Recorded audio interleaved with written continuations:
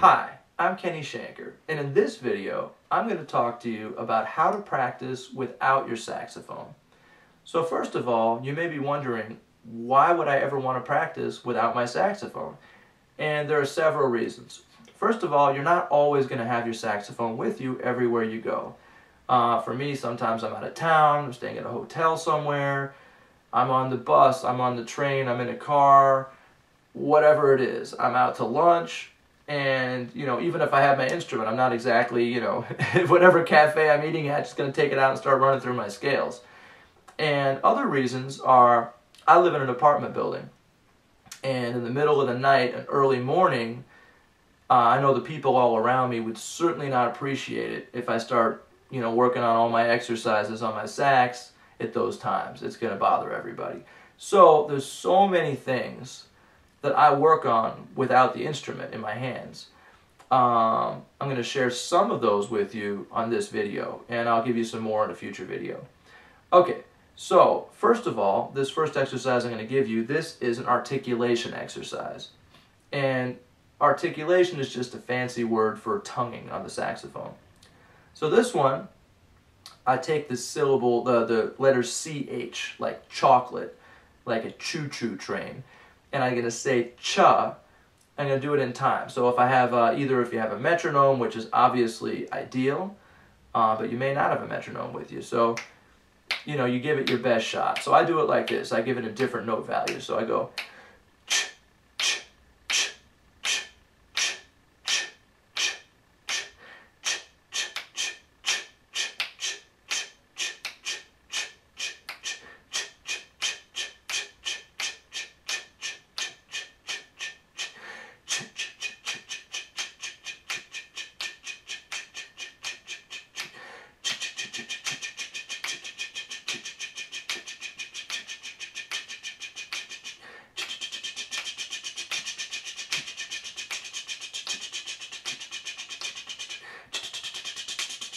etc.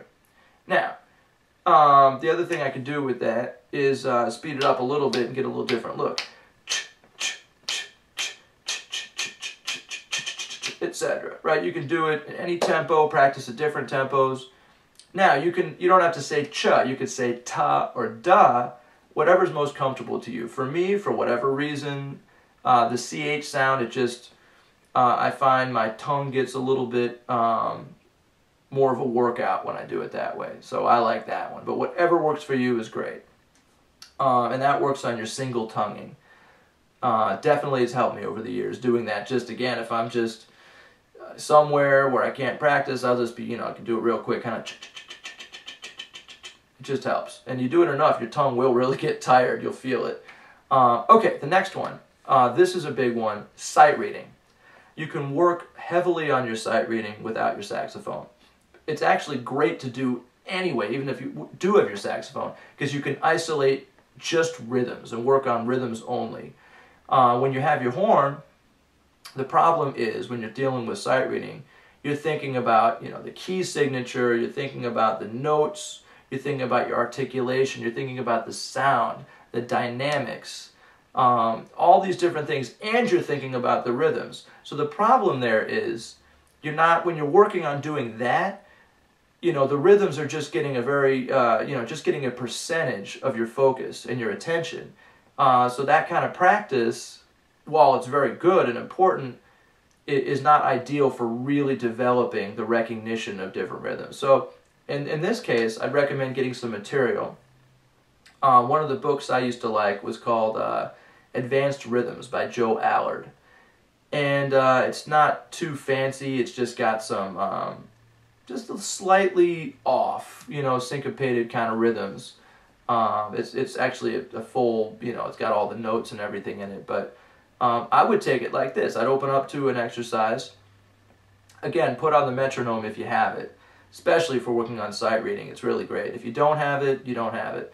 Okay, and I would do one of several things. I could either clap the rhythms, I could, snap the rhythms. My favorite percussive instrument is just a pound on my belly. Someday I'm going to lose some weight and I'm really going to have to find a new instrument. But for right now, I really love the love pounding on the belly.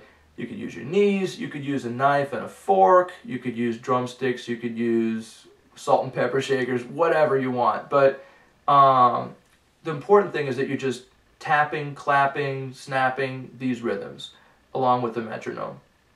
And it's great because it will isolate these different kinds of syncopations, and you'll begin to recognize just on sight, without having to go figure out, 1 and 2, without having to do that, you'll just look at it and say, oh, I know what that rhythm sounds like. And then you can really just focus on the notes. Your sight reading will improve greatly by doing this. Okay, so that's a sight reading exercise. Third one, this is a writing exercise. So you need some kind of blank sheet music, manuscript paper. You can get either a book, which are not too expensive. You can get them at any music store. I mean, any music store will have it. You can also get them for free online. There's a bunch of different sites. You just have to do a search on the internet, type in free, free manuscript, music paper, whatever, and you could print out just unlimited, or you can make your own. Just make lines on a sheet of paper. Sometimes if I'm out, I don't have a computer, I don't have a book, whatever paper I can find, it could be a napkin, I'll make my own little music paper. So you get your music paper, and there's so many cool things you could do. One of them is you could write out exercises for yourself, write out etudes. So let's say you have trouble jumping large intervals on your instrument. You can make up an exercise for yourself, so that when you do have your sax, you could play through them. And it's fun playing your own exercises that you've written because they mean something to you. They're significant. Maybe you have trouble with extreme low notes or extreme high notes or altissimo or certain keys you don't like to play in. So you make up exercises. You can write melodies and just songs that you want to play later. In my case, when I'm working on jazz stuff, I love to write out solos, that I can play later, and because sometimes when you have the opportunity to slow down and write out a solo, what's really neat about that is when you're improvising in the moment, you have to do it so quickly, you have to think so fast. When you actually are slowed down to the point where you can just take your time, you can select, make the best choices, anything you like. You say, oh, I want this kind of sound, I want to really, or you can try different things. For me now, when I write out a solo, I know exactly how it's going to sound as I'm writing it. When I first started doing it years and years ago, I didn't know exactly, I didn't totally know what I was doing, so I would just be kind of, I know what scales I could use or whatever, but it was kind of fun to write things out, and then when I go to play them, it might be a little different than I thought it would be, and it's kind of an interesting thing. It'll help you to lock up, to line up with what you're hearing in your head and what you're writing and what you're actually playing. Being able to do this is a really good exercise. Okay, finally, the last one, I think this is for today. I think this is the most important one for me, and it's going to sound so obvious, and I feel bad even saying it, but it's really important. Listening to music. Now, I know you guys are thinking, oh, thank you very much. I'm glad I'm watching this video so you can tell me to listen to music on a how-to music video. I know it sounds very obvious, but the way I'm talking about doing it may be a little differently than what a lot of people do. A lot of people, they think of this as you go home, you put on your favorite pop music or your favorite whatever it is, even jazz, classical, you put on something and you just veg out. You sit on the couch, you get some potato chips going, some popcorn, you're just hanging out, or you're talking on the phone. That's not what I'm referring to. Although I do that all the time too, that's great.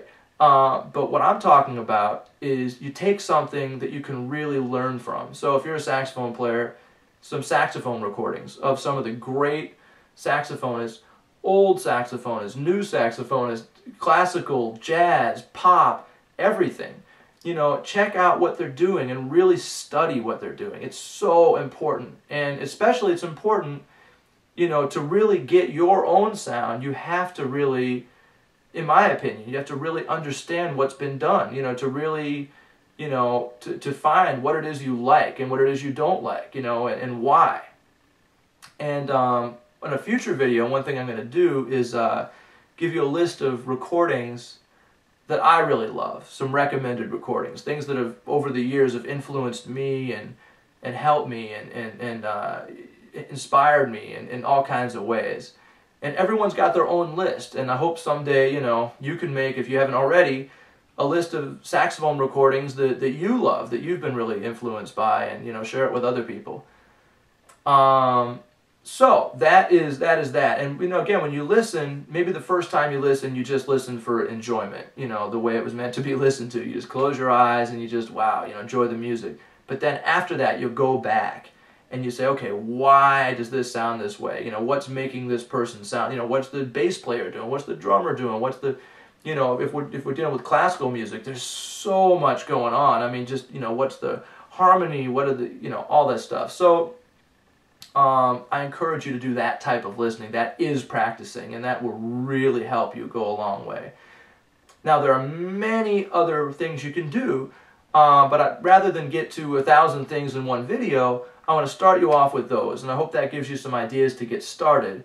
And we'll definitely be giving you some more videos very soon. You can get more information at my website, kennyshanker.com.